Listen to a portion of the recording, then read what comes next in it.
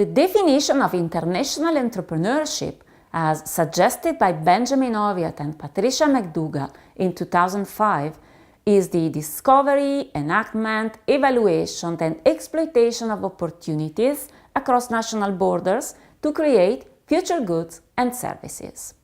Identified opportunities and exploit them in foreign countries pose challenges, barriers, and imply cost.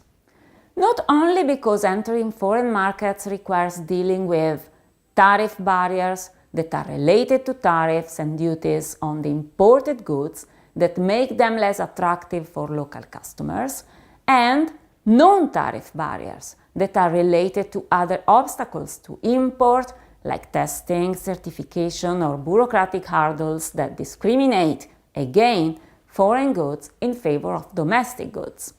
But also cultural barriers and a poorly global attitude of the entrepreneur and the lack of a mindset that is global enough.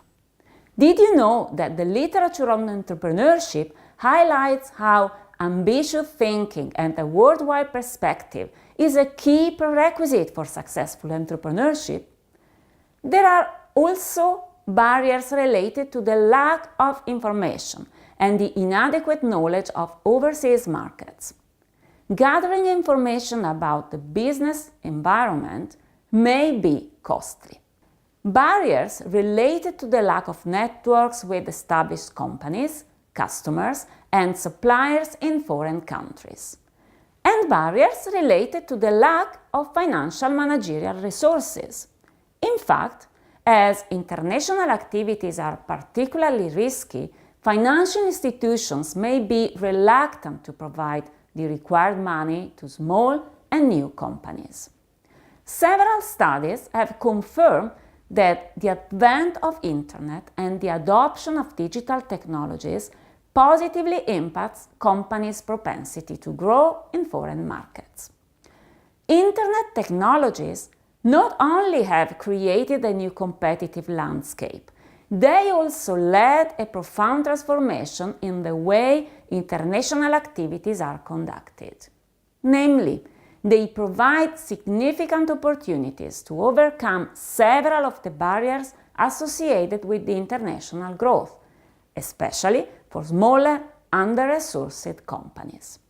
In particular, Internet enhances learning processes about international markets through faster and more extensive access to relevant information about competitors, consumers, and international markets. That reduces information asymmetries and therefore the perception of risk associated to geographic and also cultural distance. For example, did you know that the World Bank provides a ranking of 190 countries all over the world according to their ease of doing business? And most of the countries around the world provide rich information about how to start a business or export there. Internet also enables firms to connect with people and locations all over the world and to strengthen business network relationships. But it might also allow to overcome financial constraints that afflict small companies and new ventures. Crowdfunding websites or platforms consent individuals and business owners to raise funds for any kind of project by accessing a larger number of potential backers. However, digital technologies are not an automatic panacea. They enable electronic commerce, and that may help smaller companies to enter foreign markets. But growing abroad through e-commerce requires a set of specific ICT-related capabilities. First, capabilities related to the commercial and communication channels.